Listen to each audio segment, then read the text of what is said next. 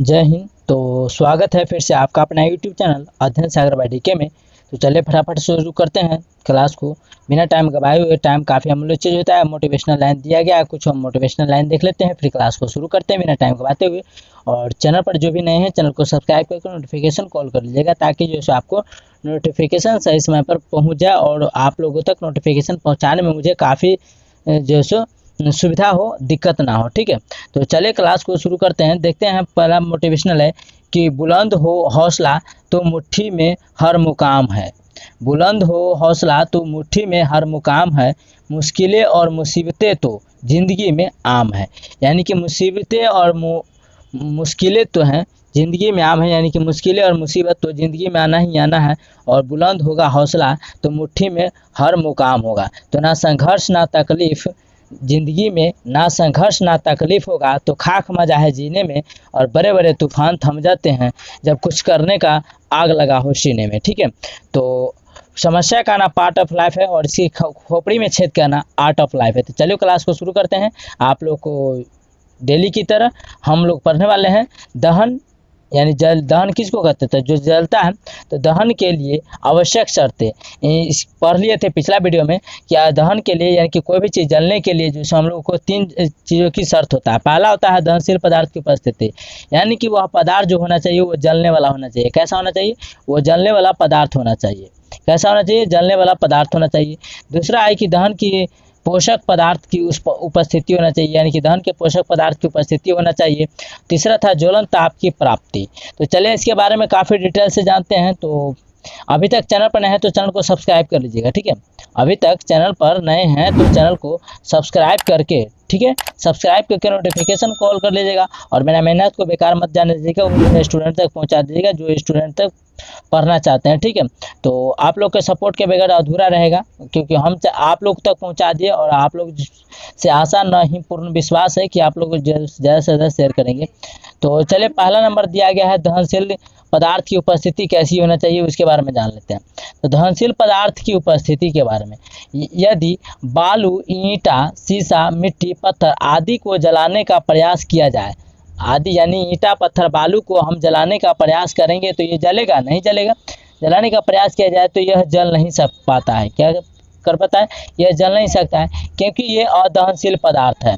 तो हम लोग यहाँ से तो हम लोग को सेटिस्फाइड हो गए हैं कि दहनशील किसको कहते हैं। यहाँ से सेटिस्फाइड तो हम लोग हो गए हैं कि दहनशील किसे कहते हैं। तो वैसा पदार्थ जो जल सकता है जलाने पर उसे क्या कहते हैं? दहनशील कहते हैं। और जो नहीं जल पाता है वो क्या है? अदहनशील है। तो क्वेश्चन पूछेगा आप लोगों के ऑब्जेक्टिव में कि बालू इनमें से क्या है, दहनशील पदार्थ है या अदहनशील है? तो अदहनशील को टिक कीजिएगा। ईंटा, यानी कि दुनिया में वैसा पदार्थ जो जल नहीं सकता है जलाने पर, वो क्या होगा? अदहनशील पदार्थ होगा। ठीक है, आगे देख लेते हैं कि इन्हीं में से पेट्रोल, स्पिरिट, कागज, पुआल, पुआल यानी कि समझते हैं ना, झरुआ, किरोसिन, ये सभी को जलाने से वे आसानी से जल उठते हैं, क्योंकि ये पदार्थ दहनशील है। क्या है? ये पदार्थ दहनशील है। तो हम पहले ही बता दिए जो पदार्थ दुनिया में जलेगा वो क्या होता है? दहनशील होता है। और जो नहीं जलेगा वो अदहनशील होता है। अतः किसी पदार्थ का दहन तभी संभव है, यानी कि कोई पदार्थ का जलना तभी संभव हो पाएगा, तभी जलेगा जब वह दहनशील हो। क्या हो? वो दहनशील हो, यानी कि जलने वाला पदार्थ हो। जैसे कि आप कच्चा केला का पेड़ जलाइएगा तो नहीं जलेगा। ठीक है, इसी कारण, या पत्थर जलाइएगा, ईंटा जलाइएगा, बालू जलाइएगा तो नहीं जलेगा। इसी कारण यहाँ कहीं आग लगे तो इसी कारण है कि जहाँ कहीं आग लगे तो वहाँ से दहनशील पदार्थ को तुरंत ही हटा लेना चाहिए, नहीं तो आग की लपेट दूर तक फैल जाएगी। यानी कि कहने का मतलब है, सीधा सीधी समझिए कि जो दहनशील, जहाँ पर कहीं भी आग अगर लग जाए, ऐसा तो हो नहीं, भगवान करना कि ना हो कहीं पे। ठीक है, तो अगर कहीं हो जाए तो वहाँ से दहनशील पदार्थ को, यानी कि जो जलने वाला पदार्थ वहाँ से हटा देना चाहिए, नहीं तो ताकि ज़्यादा जो है लपेट में आ जाता है और वह लहकने लगता है और जलने लगता है। आगे है दहन के पोषक पदार्थ। क्या है दहन के पोषक पदार्थ? तो कौन कौन होता है? हवा होता है। पोषक पदार्थ वही ना होता है जो जलने में सहायता करता है। तो हवा, ऑक्सीजन इत्यादि ये सब क्या है? तो पोषक पदार्थ है। चलिए इसके बारे में जान लेते हैं काफ़ी डिटेल से।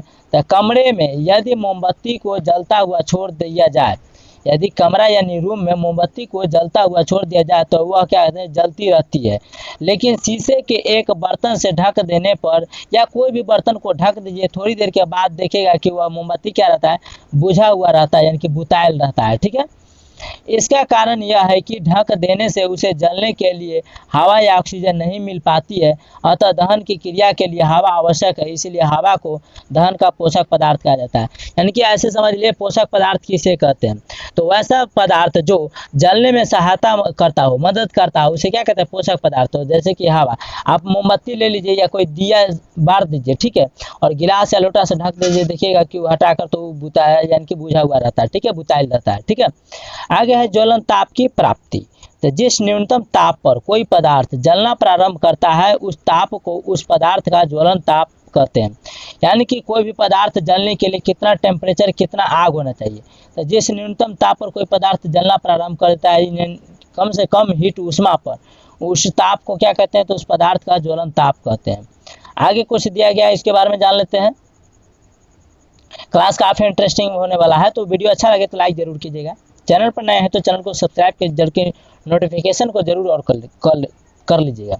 तो ज्वलन ताप को महत्व को निम्नलिखित घटनाओं की सहायता से आसानी से समझा जा सकता है। ज्वलन ताप को महत्व को निम्नलिखित घटनाओं की सहायता से आसानी से समझा जा सकता है। चलिए इसके बारे में जान लेते हैं। पहला में दिया गया है दिया सलाई। दिया सलाई की एक जलती हुई काठी लकड़ी की एक संठी तुरंत आग पकड़ लेती है। यानी कि दिया सलाई वाला जो काठी होता है, स्टिक मैच, दिया सलाई की एक जलती हुई काठी लकड़ी की एक संठी तुरंत आग पकड़ लेता है। लकड़ी वाला जो एक संठी होता है तुरंत आग पकड़ लेता है, यानी कि दिया सलाई वाला जो संठी नहीं होता उसमें। लेकिन लकड़ी का एक बड़ा टुकड़ा, ठीक है, लकड़ी का एक बड़ा टुकड़ा आग पकड़ नहीं पाता है, नहीं पकड़ता है। ठीक है, लकड़ी का अगर वहीं पर बड़का टुकड़ा लिया जाए तो वो आग जल्दी नहीं पकड़ता है, जबकि दिया सलाई का जो काठी वाला होता है संठी, वो तुरंत आग पकड़ लेता है। इसका कारण यह है कि लकड़ी की, ठीक है, यहाँ पर हो जाएगा लकड़ी की संठी का ज्वलन ताप कम होता है। यानी कि जिसका ज्वलन ताप कम होगा वो जल्दी आग पकड़ेगा, जिसका ज्वलन ताप अधिक होगा उसका आग जल्दी नहीं पकड़ेगा। तो संठी का ज्वलन ताप कम होता है। दिया सलाई की जलती हुई काठी द्वारा निकलता ऊष्मा हीट से लकड़ी की संठी को ज्वलन ताप प्राप्त हो जाता है। लकड़ी के एक बड़े टुकड़े का ज्वलन ताप ज़्यादा होने के कारण जलती हुई काठी से निकलती कम ऊष्मा से उसे ज्वलन ताप प्राप्त नहीं हो पाता। यानी कि सीधी कह सकते हैं कि जो कम ताप पर जो जल्दी जल जाए उसे न्यून ताप होगा, और जो इसका वो जल्दी नहीं जले, नहीं पकड़े आग, उसमें क्या होगा, उसमें ज्वलन ताप अधिक होगा। आगे है दूसरा में दिया गया है कि कपड़े के एक टुकड़े को एल्कोहल और जल के मिश्रण से भिगोकर यदि उसमें आग लगा दिया जाए तो कपड़े का वह टुकड़ा तुरंत आग पकड़ लेता है और कुछ देर के बाद आग बुझ जाती है। कहने का मतलब है कि एक अल्कोहल लेता है, ठीक है, अल्कोहल मतलब समझते हैं, शराब भी अल्कोहल होता है। तो एक अल्कोहल लेता है और उसके जल के साथ मिला, यानी कि अल्कोहल को लेकर जल में मिला देते हैं।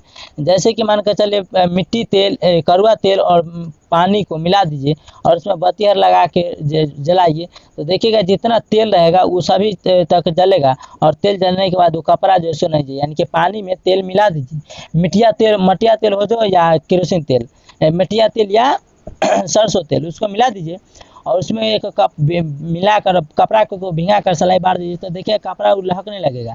तो कपड़ा जलता नहीं है जब तक वो केरोसिन तेल या कोई भी तेल जो मिलाए हुए रहेंगे, चाहे अल्कोहल हो गया वो मिलाए हुए रहेंगे, जब तक वो रहेगा वो जलेगा। और जब जैसे ही अल्कोहल या मटिया तेल या जो भी पदार्थ जलने वाला उसमें डाल देते हैं तरफ, और जलने खत्म हो जाने के बाद वो बुझ जाता है। क्या हो जाता है? बुझ जाता है। आगे दिया गया है कि लेकिन कपड़ा बिना जले शेष बच जाता है। तो देखिए उसमें कपड़ा नहीं जलता है। इसका कारण यह है कि अल्कोहल का ज्वलन ताप कम होने के कारण वह तुरंत जलने लगता है। यानी कि दुनिया में ऐसा चीज़ जो तुरंत जलने लगे उसका ज्वलन ताप क्या होगा? कम होगा। तो जब पूरा का पूरा अल्कोहल जल जाता है तो आग बुझ जाता है और जल से भींगा कपड़ा शेष रह जाता है। यानी कि जल में भींगा हुआ कपड़ा रहता है, वह कपड़ा शेष रह। सीधा बात समझिए कि कोई जल लेते हैं, एक लोटा या एक गिलास, उसमें क्या करते हैं अल्कोहल या मटिया तेल या सरसों तेल डाल देते हैं और मिला देते हैं, और फिर उसमें कपड़ा भिंगा देते हैं, ठीक है, डालकर, और फिर धरा देते हैं कपड़ा में। तो कपड़ा जो में जो सो जलने लगता है, जब तक कपड़ा जलता है यानी कि कपड़ा नहीं जलता है, जबकि वह मटिया तेल या एल्कोहल पानी में जो मिलाया रहता है वो को सोख सोख के जलता है। ठीक है, तो यहाँ तक आप लोग समझ में आ गया होगा। तीसरा है कागज के बने एक कप में, कागज के बने एक कप में जल लेकर गर्म करने पर जल उबलने लगता है लेकिन कागज नहीं जलता है। इसका कारण यह है कि कागज द्वारा ज्वालक से प्राप्त ऊष्मा उबलते हुए जल में स्थानांतरित यानी कि स्थानांतरित मतलब ट्रांसफर यानी कि अदला बदली हो जाता है, जिससे ऊष्मा कागज के ज्वलन ताप तक नहीं पहुंच पाता है। अगर कागज को मोड़कर एक कागज बना एक मोड़ लीजिए कप जैसा और उसमें पानी रख कर गर्म कीजिएगा तो देखिए कागज नहीं जलता है, जबकि वह पानी गर्म होकर उबलने लगता है यानी कि गर्म होने लगता है। ठीक है, आगे है ज्वलन, ज्वाला किसे कहते हैं। ठीक है, ज्वाला किसे कहते हैं। इसी तरह आज जो सो आपका ये लास्ट रासायनिक अभिक्रिया एवं समीकरण का जो सो लास्ट क्लास होगा, उसके बाद जो आपको ऑब्जेक्टिव वीवीआई इम्पोर्टेंट महत्वपूर्ण कराया जाएगा लाइव टेस्ट में। तो आपका जब भी ऑब्जेक्टिव प्रश्न कराया जाएगा वो सुबह 4:30 बजे वाली क्लास में, क्या बजे, सुबह 4 बजे वाली क्लास में जो सो आप लोग सुबह 4 बजे वाली क्लास में जो सो आप लोग जुड़ना नहीं भूलिएगा। उसमें लाइव टेस्ट कराया जाएगा। जैसे सब्जेक्टिव पढ़ने के बाद, पढ़ाई करने के बाद आपको टेस्ट लगाना काफ़ी ज़रूरी हो जाता है कि आपको कितना क्वेश्चन चैप्टर से अटेम्प्ट कर पाते हैं। ठीक है, तो चैनल को सब्सक्राइब किए रहेंगे तब ना, तो चैनल को सब्सक्राइब कर लीजिएगा। और आप लोग से आशा न पूरा विश्वास है कि आप लोग ज़्यादा से ज़्यादा शेयर कीजिएगा। चैनल को ग्रो होने में, अपना परिवार को बड़ा परिवार बनाने में, एक पहचान बनाने में आप लोग का सपोर्ट की ज़रूरत है। ठीक है, तो आपको सपोर्ट के बगैर अधूरा है, तो पूरा आशा है और मेहनत को बेकार मत जाने दीजिएगा। तो आते हैं ज्वाला किसे कहते हैं। तो सभी दहनशील गैसें जलने पर ज्वाला उत्पन्न करती है, यानी कि सभी जो दहनशील गैसें होता है, जो दहनशील गैस किसको कहते हैं, जो जलेगा तो वैसा गैस है जो जलता है उसे जलने पर ज्वाला उत्पन्न होता है। क्या होता है उसमें, यानी कि एक ज्वाला टाइप का लहकने लगता है ना, लगती है। लेकिन ठोस और द्रव ईंधन की जलने पर ज्वाला उत्पन्न कर सकते हैं, जो गर्म किए जाने पर वाष्प बनाते हैं। क्या बनाते हैं, गर्म किए जाने पर वाष्प बनाते हैं। आगे देख लेते हैं इसका उदाहरण। उदाहरण में है किरोसिन। किरोसिन को क्या कहते हैं, तो किरोसिन के ही मटिया तेल कहते हैं। क्या कहते हैं, किरोसिन को ही मटिया तेल कहते हैं। किरोसिन एक द्रव है। क्या है, किरोसिन एक द्रव है जो गर्म किए जाने पर वाष्प देता है। वाष्प मतलब समझते हैं ना, भाप, धुआं। जैसे कि खाना बनता है तो सब्जी वाला लोहिया के ऊपर से या भात वाला टोकना का होता है, ऊपर से जब ढक्कन हटाते हैं तो देखिए उसमें से धुआं निकलता है, उसी को वाष्प कहते हैं और भाप कहते हैं। ठीक है, तो किरोसिन एक द्रव है जो गर्म किए जाने पर वाष्प देता है। इसी प्रकार मोम एक ठोस ईंधन है जो गर्म किए जाने पर, मोम क्या है, एक ठोस ईंधन है। तो दुनिया में वैसा पदार्थ जिसको हम पकड़ छू सकते हुए ठोस है, वह दुनिया में वह ठोस है। और वैसा पदार्थ जिसको हम पकड़ नहीं सकते हैं और वह बह सकता है, यानी कि रख गिरा देते हैं धरती पर तो पसर जाता है, वह द्रव हो जाएगा। और वैसा पदार्थ जो ऊपर की ओर वायुमंडल की तरफ जाता है उसे गैस कहते हैं। ठीक है, तो मोमबत्ती एक ठोस ईंधन है जो गर्म किए जाने पर वाष्प बनाते हैं। वाष्प मतलब एक धुआं टाइप का बनेगा जिसमें पानी रहेगा। और अतः किरोसिन और मोम जलने पर ज्वाला उत्पन्न करते हैं। तो आपको जो सो कभी कभी जो सो आवाज़ बैकग्राउंड आता होगा तो आप लोग मैनेज कर लीजिएगा, क्योंकि ज़्यादा तो हवा बह रहा है। ठीक है, तो हवा बह रहा है तो आवाज़ कभी कट रहा होगा तो उसके लिए सॉरी चाहते हैं, माफ़ी चाहते हैं। ठीक है, तो मैनेज कर लीजिएगा क्योंकि सुविधा उतना अवेलेबल ना है। ठीक है, रूम अवेलेबल ना है, एक ही रूम में हम भी रहते हैं, पढ़ते हैं और उसी रूम में जो सो आपका वीडियो रिकॉर्ड करते हैं और हवा काफ़ी तूफान में है। ठीक है, तो कोशिश करते हैं कि पूरा क्लियर हो जाए। आगे ईंधन को वायु में जलाकर ज्वाला पैदा की जाती है। ईंधन को वायु में जलाकर क्या है, यानी कि हवा में जलाकर क्या की जाती है, तो ज्वाला उत्पन्न पैदा की जाती है। इस ज्वाला को प्रकृति इस बात पर निर्भर करती है कि उस वायु में उपस्थित ऑक्सीजन का कितना भाग ईंधन के जलने पर सहायक है, यानी कि कोई भी पदार्थ यानी कि कोई भी जलने में कितना ऑक्सीजन का भाग जो सो सहायता करता है। ठीक है,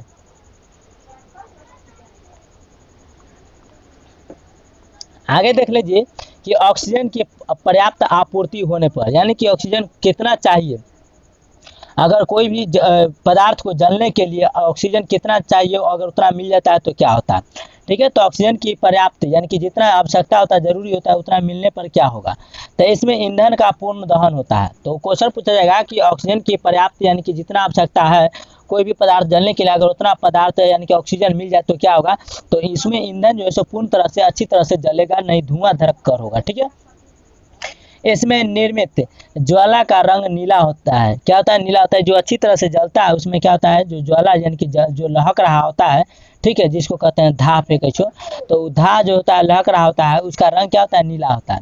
लेकिन प्रकाश बहुत कम होता है। नीला वाला में क्या होता है कि प्रकाश बहुत कम होता है, इसलिए इसे प्रकाशहीन या आत्मदीप्त ज्वाला यानी कि नॉन ल्यूमिनस फ्लेम भी कहते हैं। ठीक है, क्वेश्चन पूछा जाएगा प्रकाशहीन या अप्रदीप्त या ज्वाला यानी कि लुमिनस फ्लेम किसे कहते हैं? तो वैसा इसमें क्या होता है कि वैसा अभिक्रिया जिसमें ईंधन का पूर्ण दहन होता है, यानी कि ईंधन जो होता है, जो ईंधन अब दुनिया में कोई भी हो सकता है जलने वाला चीज़, वो पूरी अच्छी तरह से जलता है और इसमें प्रकाश जो होता है वो नीला कलर का दिखाई देता है, लेकिन इसमें ऊष्मा जो होता है, भाप जो होता है वो कम निकलता है।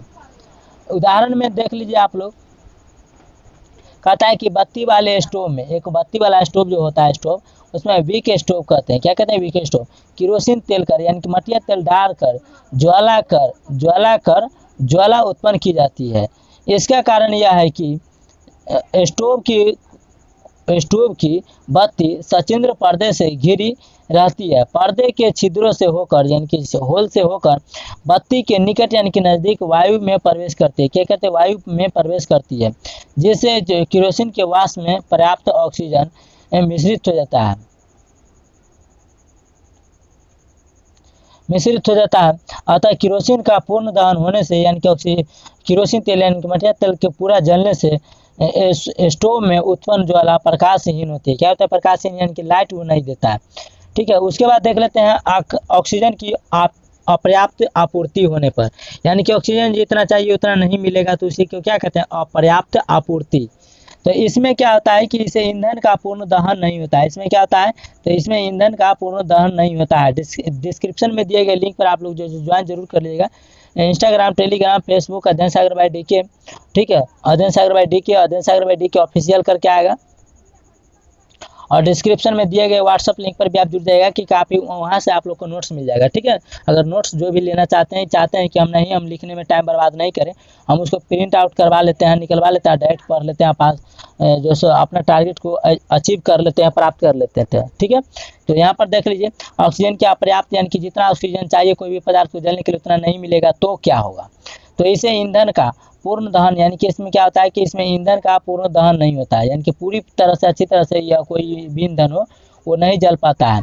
इसमें क्या कहता है कि इसमें उत्पन्न ज्वाला का रंग पीला हो जाता है। इसमें क्या होता है कि उत्पन्न ज्वाला का जो रंग होता है वो जो धधकता है वो क्या होता है? पीला पीला दिखाई देता है, क्योंकि ईंधन के अपूर्ण दहन से उसके वाष्प में बिना जले हुए कार्बन के कण मिश्रित हो जाते हैं, यानी कि मिल जाते हैं। मिश्रित मतलब मिल जाते हैं, जो तप्त होकर चमकने लगते हैं। इस ज्वाला से पीले रंग का प्रकाश निकलता है, इसलिए इस ज्वाला को प्रकाशमान यानी प्रदीप्त यानी कि ल्यूमिनस फ्लेम भी कहा जाता है। ठीक है, आगे इसका उदाहरण देख लेते हैं।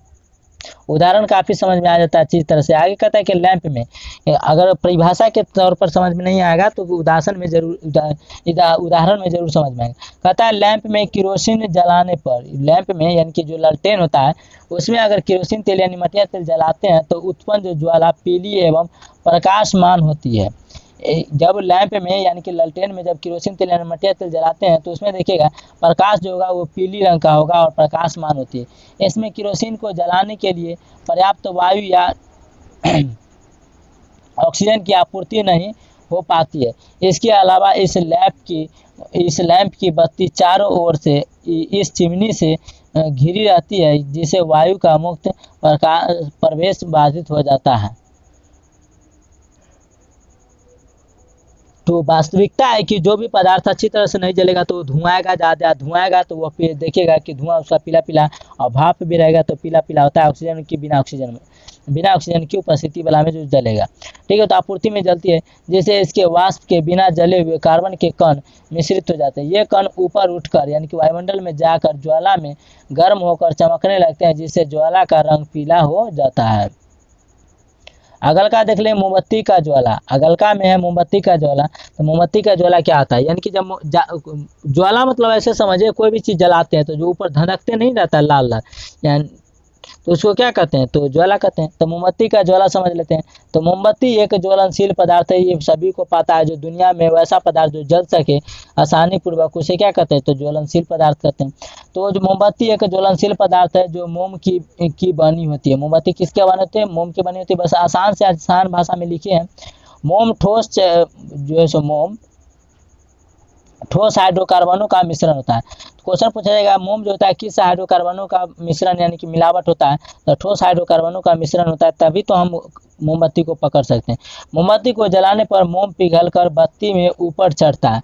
मोमबत्ती जब हम जलाते हैं तो मोमबत्ती पिघलता है और पिघलने के कारण जो बत्ती में ऊपर चढ़ता है और तथा वाष्प में बदल जाता है। वाष्प में बदल जाता है, यही वापस वायु या ऑक्सीजन में जलकर ज्वाला उत्पन्न कर देता है, जिसे मोमबत्ती का ज्वाला कहते हैं। क्या कहते हैं, तो जिसे मोमबत्ती का ज्वाला यानी कि कैंडल फ्लेम कहते हैं। यह पीला एवं प्रकाशमान होता है। ज्वाला का रंग पीला होने के कारण यह है कि ऑक्सीजन की अपर्याप्त आपूर्ति के कारण मोम का दहन पूर्णतः नहीं हो पाता है, जिससे कार्बन के सूक्ष्म कण मोम के वाष्प में मिश्रित यानी कि मिल जाता है। यानी कि पीला रंग निकलेगा कोई भी पदार्थ जलाने के बाद, अगर पीला पीला तक कलर का धुआं निकलेगा या प्रकाश निकलेगा उसका धा, तो समझ जाइएगा कि अच्छी तरह से नहीं जल रहा है। ठीक है, यानी कि वह कैसी क्रिया हो रहा है, तो ऑक्सीजन की अपर्याप्त क्या आपूर्ति।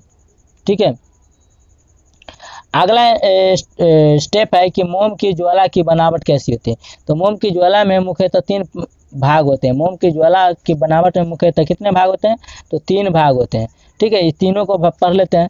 पहला है केंद्रीय मंडल जिसको कहते हैं सेंट्रल जोन। दूसरा है प्रकाशमान जिसको कहते हैं ल्यूमिनस जोन। तीसरा आता है प्रकाश मंडल जिसको क्या कहते हैं, तो इसी को कहेंगे नॉर्मल, क्या कहते हैं, नॉन लुमिनस जोन कहते हैं। नॉन लुमिनस जोन कहते हैं। तो चलिए बारीकी से एक एक करके समझ लेते हैं। तो पहला है केंद्र मंडल किसे कहते हैं, या केंद्र मंडल से आप क्या समझते हैं, ये पूछा जाएगा। तो केंद्रीय मंडल जिसको कहते हैं इंग्लिश में सेंट्रल जोन। तो व्हाट इज सेंट्रल जोन या केंद्रीय मंडल क्या है, तो यह नीला होता है। केंद्रीय मंडल क्वेश्चन पूछा जाएगा कि केंद्रीय मंडल का रंग किस तरह का होता है, तो नीला, यानी कि इंग्लिश में क्या कहते हैं, तो इसी को ब्लू कहते हैं। क्या कहते हैं, ब्लू कहते हैं। तो यह नीला होता है। तो केंद्रीय मंडल कैसा होता है, नीला होता है। इसमें बिना जले हुए मोम के वाष्प रहते हैं। बिना जले हुए मोम के वाष्प रहते हैं केंद्रीय मंडल में। इसमें यह बत्ती को घेरे रहता है। क्या रहता है, कि बत्ती को घेरे रहता है जो बीच में जलता है। इसमें दहन की क्रिया नहीं होती है क्योंकि वाष्प ऑक्सीजन के साथ संयोग कर नहीं आता है, क्योंकि वाष्प जो होता है ऑक्सीजन के संयोग में नहीं आता है। इसीलिए इस भाग को अदहन का क्षेत्र, अदहन का क्या कहते हैं, अदहन का क्षेत्र कहते हैं, यानी कि इंग्लिश में रीजन ऑफ नॉन कम्ब्यूशन भी कहा जाता है। ज्वाला के इस क्षेत्र का ताप सबसे कम रहता है। इस क्षेत्र में दिया सलाई की तीली ले जाने पर तीली नहीं जलती है। तीली मैच जिसको कहते हैं मैच स्टिक। आगे है प्रकाशमान मंडल यानी कि दूसरा। तो प्रकाश मंडल में देख ले कि इसमें ऑक्सीजन की अपर्याप्त आपूर्ति है, यानी कि अधिक से अधिक ऑक्सीजन की आपूर्ति चाहिए। आपूर्ति के कारण मोम के वाष्प का अपूर्ण दहन होता है। अतः इसमें कार्बन के सूक्ष्म कण मतलब छोटा छोटा कण, जैसे बालू हो जाता है। ठीक है, तो ज्वाला का सबसे बड़ा भाग होता है। ठीक है, तो दहन अतः इसमें कार्बन के सूक्ष्म कण उपस्थित रहते हैं और यह ज्वाला का सबसे बड़ा भाग होता है। क्वेश्चन पूछा ज्वाला का सबसे बड़ा भाग क्या होता है, तो प्रकाशमान यानी कि ल्यूमिनस जोन होता है। आगे देख लेते हैं। आगे कहता है ज्वाला का सबसे बड़ा भाग होता है, इससे पीला प्रकाश निकलता है। इसमें से क्या निकलता है, पीला प्रकाश निकलेगा। तो हम पहले ही बता दें कि जो पदार्थ अच्छी तरह से नहीं जलेगा उसमें पीला पदार्थ निकलेगा और धाप भी पीला टाइप का। इसमें ज्वाला का ताप मृदुल यानी कि मॉडरेट रहता है। इसमें ज्वाला का ताप क्या रहता है, मॉडरेट यानी कि मृदुल रहता है।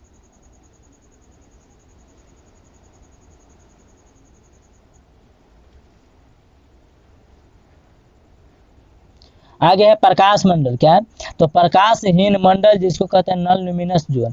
इस भाग में यानी कि हीन मंडल भाग में मोम के वाष्प का पूर्ण दहन होता है। मोम के वाष्प जो होता है पूरी तरह से अच्छी तरह से जलता है, क्योंकि इसमें ऑक्सीजन की आपूर्ति पर्याप्त होती है। ऑक्सीजन की आपूर्ति इसमें क्या होता है, तो क्वेश्चन पूछेगा कि कोई भी पदार्थ को जलने के लिए ऐसा कौन सा मंडल है जिसमें प्रकाश आपूर्ति के अनुसार मिल जाता है, तो प्रकाशहीन मंडल। ठीक है, यह ज्वाला सबसे कम गर्म भाग होता है, तो प्रकाशहीन मंडल है, यानी कि इसमें लाइट नहीं देगा। ठीक है, आगे द्रवीभूत पेट्रोलियम गैस, जिसको कहते हैं शॉर्ट में एलपीजी, और फुल फॉर्म इसका होता है लिक्विफाइड पेट्रोलियम गैस होता है। तो ये आप याद कर लीजिएगा, क्योंकि इसका जो सो पूछता है क्या, तो ये इसका फुल फॉर्म पूछ लिया जाता है। आगे देख लेते हैं कि petroleum gas butane. Petroleum gas कौन सा होता है, तो ब्यूटेन होता है, प्रोपेन होता है।